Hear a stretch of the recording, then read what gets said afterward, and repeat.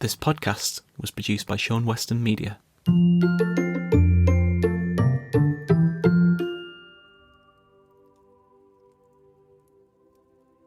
You ever been in that situation where you're feeling quite good with your work and, you know, you could be working as part of a team of people, but you notice that someone you work with isn't feeling that same sense of job satisfaction, and they're doing what they can to support the project, but you feel there's something missing.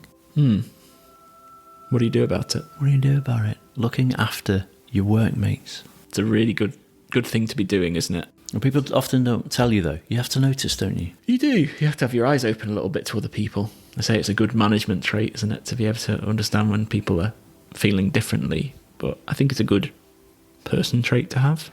I think the most important thing is to reach out to them. Maybe don't make them aware that you're reaching out because you think they look down, because that might upset them. Or is that a little bit like asking asking a fat person, a fat lady, when's it due? Yeah, probably.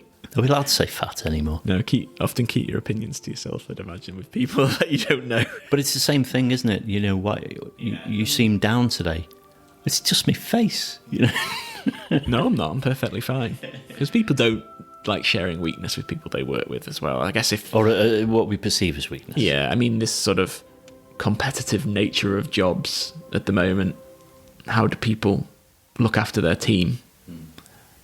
I think when someone's in your team, you should be friendly with them and not see them as some sort of competition. I suppose it's very different in different roles, isn't it? Yeah. But I think when you're having a shared experience or a shared thing, you might feel down.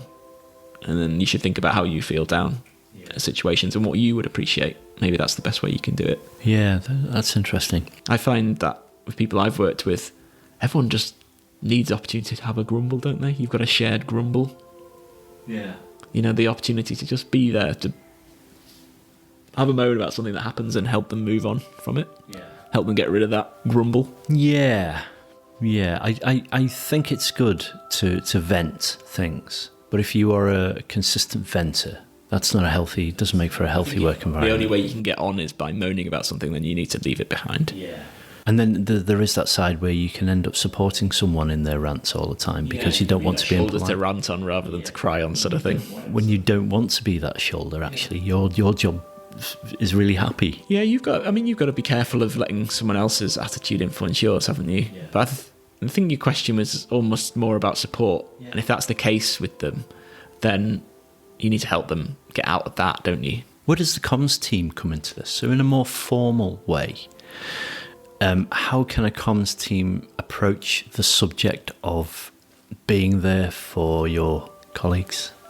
Is that a thing? I think it would be a thing, but I'm not really sure it's for the comms team to do. How come? I think it goes beyond what their role would be, personally.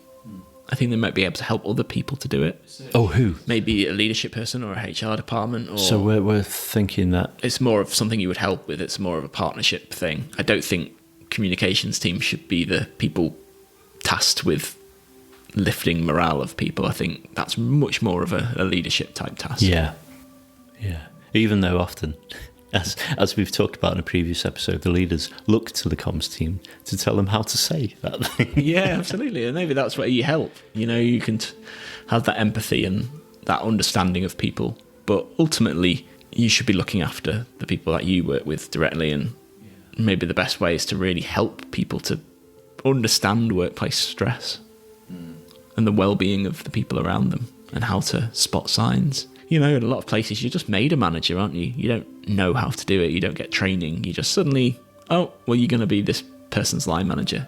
And that person might have had a lot of struggles in their life. Well, I've met people that have been put into positions of management. They clearly weren't ready for it as well. I'd love to know the stats of how many people are not ready for it when they get it. Pretty high, I think. Because often those people don't get given extra time to manage somebody either. Who do managers turn to? If you go to a manager because you go to your leader, your CEO, as a manager, and you say, I'm feeling a little bit anxious about this.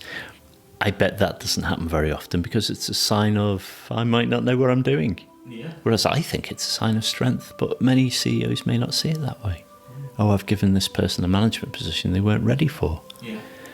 Which is quite sad. So I guess a lot of managers won't say anything. They'll keep it all, bottle it all up. I'd like to think that more progressive organisations see that making someone a line manager or a manager of people means that they need to have some training, and it's not assumed that they just go and be super good at that. I would bring someone in. I like the idea of consultants. And I don't mean a consultant that just talks to the leaders, but I mean those lunch and learn sessions, where someone comes in and says, the emotional side of business, because I don't think we talk about the emotive human side of business enough. What's your experience? Well, especially us Brits, we tend to not talk about our feelings so much. Yeah, I think we're easy to moan about the lack of having a good manager to other people. I don't think we'll proactively do anything about it with that person. Going back to the grumble piece, you'll hear a lot of moaning about people and not being very good, but nothing ever happens to that person. Because I think we often don't put enough emphasis on leaders thinking about how those people might be. They may just see them as being a great salesperson or someone who brings in the numbers, whatever that means. And that's actually their primary job. Actually, should we be thinking more about splitting our workforce and being able to say, this person's really, really good at what they do, and they should be able to become senior at being an expert, but they're not good for being a line manager. We shouldn't have them. I think too often getting a promotion means suddenly becoming a people manager as well. I think what would be better is almost like two tracks of people. You've got this great group of people who are really, really technically good at their job, and you've got a great group of people who are really, really good at managing people. Why not have both? You shouldn't have to be a senior manager and have lots of people that report into you. It's lumping all the different various responsibilities together and saying that manager can do them all. Where even the very best managers in the world, people at some of the best companies and football teams and things like that, they delegate different tactical situations, or a spreadsheet person who looks for the bottom line, but they're not a people person. So don't make them a people manager. You're right. You're absolutely But right. don't penalise them because of it. Get them delivering everything for your business, and maybe have someone else there who actually does all the pastoral work, is that the word for it? Actually helping people piece. You shouldn't have to do both. It's great if you can, obviously, but... Well, here's the last question for you. Here's a humdinger. Do you think all comms people are people? No, absolutely not. Are they expected to be? Yeah, I think so. I think they're expected to be the life and soul of an office sometimes, but it doesn't mean they are. And I think because we touched on this a lot in the past, the skills are so broad, aren't they? You can be in so many different types of role. So you might be much happier in a room recording a podcast or doing the technical side of a podcast or writing a script for something, but you wouldn't necessarily want to be speaking it yourself.